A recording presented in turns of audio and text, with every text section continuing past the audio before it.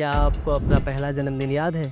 क्या आपको याद है जब आपने पहली बार अपने पैरों पर चलना सीखा था? किसी भी याद को जिंदा रखने के लिए उस कहानी में एक हीरो का होना ज़रूरी है और वो हीरो है मैं। कुदरत ने शायद उन यादों को जानबूझकर मिटा दिया। इसे विज्ञान में इनफर्टाइल एमनेसिया कहा जाता है। ज़रा एक पल के लिए अपनी आंखें बंद कीजिए और अपनी ज़िंदगी की सबसे पुरानी याद को याद करने की कोशिश कीजिए। आप कहाँ तक पीछे जा सकते हैं? 5 साल की उम्र तक? शायद 4 साल तक। लेकिन रुकिए, क्या आपको अपना पहला जन्मदिन याद है? क्या आपको याद है जब आपने पहली बार अपने पैरों पर चलना सीखा था? शायद नहीं। यही सबसे बड़ा रहस्य है। आपकी ज़िंदगी के शुरुआती 3 साल यानी 1000 से ज़्यादा दिन आपके दिमाग से पूरी तरह गायब हैं। जैसे किसी ने आपकी लाइफ के हार्ड ड्राइव से वो सारे फ़ोल्डर जानबूझकर डिलीट कर दिए हो। इसे विज्ञान में इनफर्टाइल एमनेसिया कहा जाता है। आखिर कुदरत ने हमारे बचपन को हमसे क्यों छुपाया? क्या वो यादें हमेशा के लिए मिट गई है या फिर वो वापस आ सकती है? चलिए दिमाग के इस सबसे बड़े राज से पर्दा उठाते हैं। इस राज को समझने के लिए सबसे पहले हमें अपने दिमाग की बनावट को समझना होगा। हमारे दिमाग में एक बहुत ही खास हिस्सा होता है जिसे हिप्पोकैम्पस कहते हैं। इसे आसान भाषा में आप अपने दिमाग की हार्ड ड्राइव कह सकते हैं। इसका काम सिर्फ देखना नहीं बल्कि जो आपने देखा उसे हमेशा के लिए स्टोर करना है। लेकिन हैरानी की बात यह है कि जिस तरह जन्म के समय एक बच्चे के पैर चलने के लिए तैयार नहीं होते, ठीक वैसे ही उसका दिमाग भी यादें संभालने के लिए तैयार नहीं होता। आसान शब्दों में कहे तो कैमरा तो चालू था, रिकॉर्डिंग भी हो रही थी, लेकिन उसमें मेमोरी कार्ड डाला ही नहीं गया था। इसलिए शुरुआती 3 साल का डेटा कभी परमानेंटली स्टोर ही नहीं हुआ।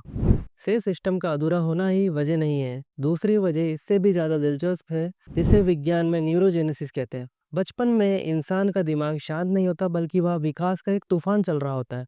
हर पल लाखों नए न्यूरॉन्स और कनेक्शन पैदा हो रहे होते हैं। लेकिन यहाँ शरीर का एक कड़वा नियम काम करता है। कुछ नया बनाने के लिए पुराने को हटाना पड़ता है।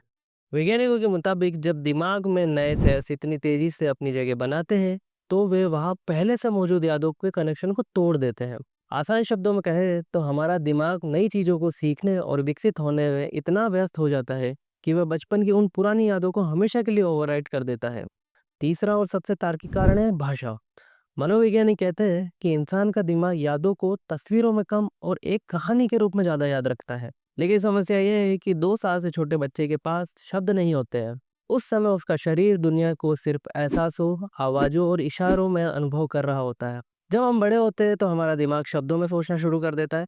अब दिक्कत ये होती है कि हमारा आज का एडल्ट ब्रेन उन बचपन की यादों को पढ़ नहीं पाता है, क्योंकि वे यादें शब्दों में नहीं बल्कि सिर्फ कच्चे एहसासों में स्टोर हुई थी।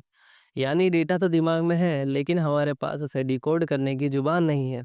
इसलिए वो यादें वहाँ होते हुए भी हमारे लिए खामोश हो गई है। मनोविज्ञान कहता है कि किसी भी याद को जिंदा रखने के लिए उस कहानी में एक हीरो का होना जरूरी है और वो हीरो है मैं। मैंने खाना खाया, मुझे चोट लगी, याद रखने के लिए इस मैं का होना बहुत ज़रूरी है। लेकिन एक छोटे बच्चे को लगभग 18 से 24 महीने तक ये पता ही नहीं होता है कि वह एक अलग इंसान है। उसे लगता है कि उसका शरीर और ये पूरी दुनिया एक ही है। जब तक बच्चे के अंदर वह एहसास नहीं जागता कि मैं अलग हूँ, तब तक उसका दिमाग मेरी कहानी लिखना शुरू नहीं कर सकता। यानी जब तक मैं का जन्म नहीं हुआ, तब तक यादें किसकी होती। इसलिए वो शुरुआती पन्ने खाली रह गए। तो निष्कर्ष क्या है?